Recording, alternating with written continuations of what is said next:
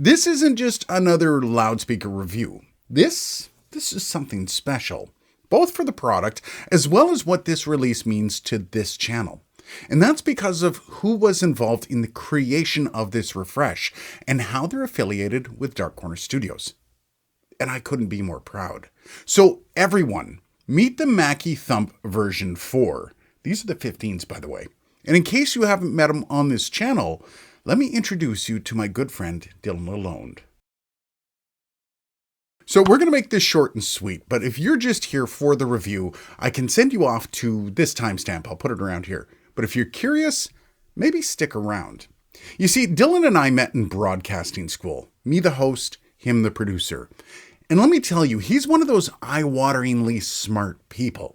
Sometime in the years past, we began hosting the Friday Live on this channel, just a way for us to chat with everyone and answer questions. And he became more and more part of this channel, so much so that at one point I actually offered him partnership on this channel. That's a story into itself, though. But Dylan was poached by none other than Peter Friedman a little over a year ago. And since then, he's been working tirelessly on basically everything meant to tickle your ears from both Mackie and Rode. And as I alluded to it, this is his first actual release that has his stamp all over it. So Dylan, let's do a bit of a dive into what these things can do. At Mackie, we took a really serious look at how Thump handles incoming program material, like music and speech and whatever else you might throw at it, and then how we can use carefully curated and configured DSP modules on the back end to optimize and shape that sound to be the absolute best coming out of those transducers in that cabinet driven by that amplifier. A big part of this was us taking a really close look at each of the voicing modes that Thump offers, doing a bit of a sonic deep dive, a critical listening audit of each of the voicing modes to make sure that, number one, they're very carefully tailored to the application we designed them for, and also that they weren't introducing other sonic anomalies down the line. Flat is, well, just as it sounds, delivers a balanced and detailed but still fairly neutral frequency response to Thump, and this serves as the default voicing mode for the speaker. DJ mode adds just a little bit more excitement, adding a soft smiley face to the lows and the highs, helping Thump punch harder at the club, but still being a very subtle difference from Flat. Live mode sprinkles in just a little bit more mid-range to the speaker, helping vocals in particular stick out and sound clear and crisp over a live band mix. At the bottom we have wedge mode, aptly named, is for when you want to use Thump 12 or 15 as a monitor wedge on a stage. One of the issues we run into when using a monitor wedge on a stage is, generally speaking, the closer a loudspeaker is to a hard boundary like a wall or a floor or even a ceiling, the more low frequency information tends to build up in that environment. And so cumulatively, if you've got 5 15-inch speakers on your stage sitting on the floor, that low end buildup might become very overwhelming to the band members. To help compensate for this, wedge mode reduces the low end of Thump ever so slightly to help keep that low end under control on your stage so that audience members near the stage, and especially the band members on the stage, aren't absolutely bombarded by bass. It should be noted that wedge mode should be used specifically in a wedge situation. If this mode is used when the speaker is upright, mounted on a pole, or hung, you might find that it makes the speaker sound a little bit thin. And finally, the outlier, outdoor mode. Outside, we see a lot of issues when you're trying to run sound. Lack of electricity, lots of rain, sun making the speakers heat up a lot, increased noise floor. But acoustically, we see two kind of primary problems that are very prevalent.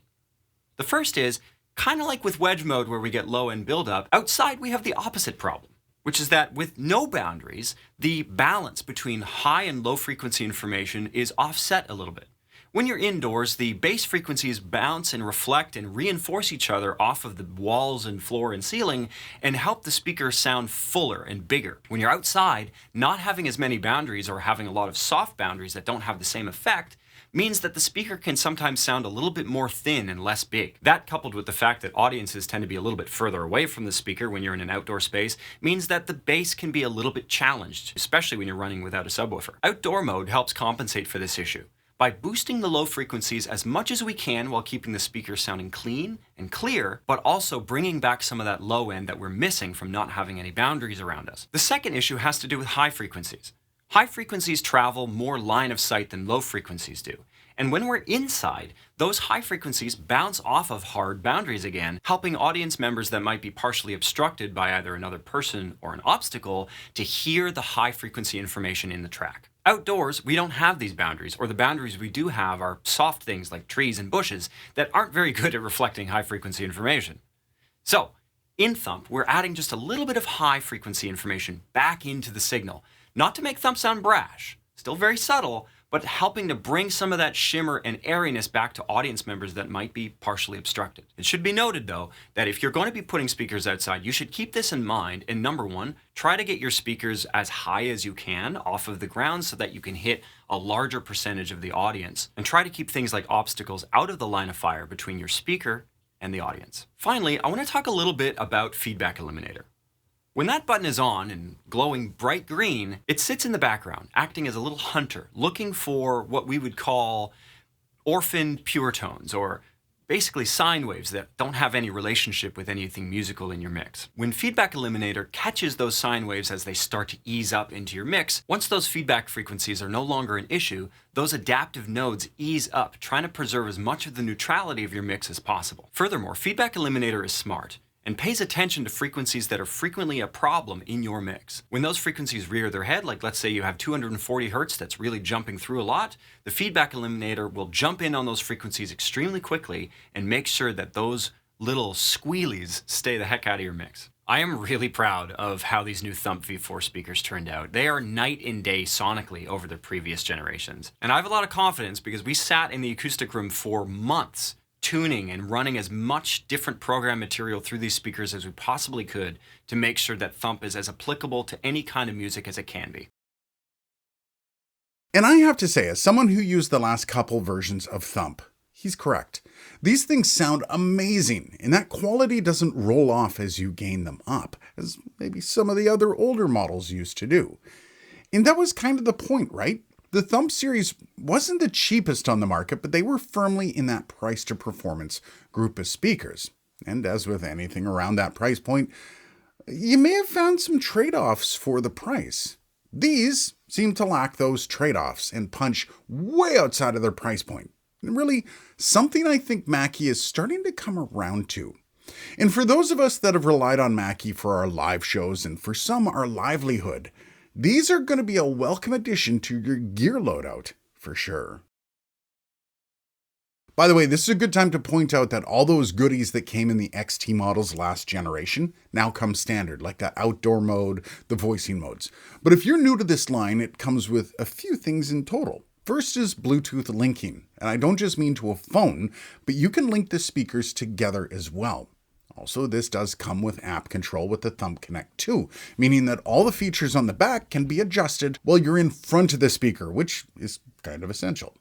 And finally, there's music ducking, so if you need your voice to get over the music and you don't have a board to manually bring the levels down, this little button makes that easy. And I guess I should also touch on the redesign. Now, I'm going to miss that Running Man for sure, but I also like the visual upgrade. The 3 lights on the front can also be turned off, by the way. And of course, that new honeycomb styling, that's pretty sweet.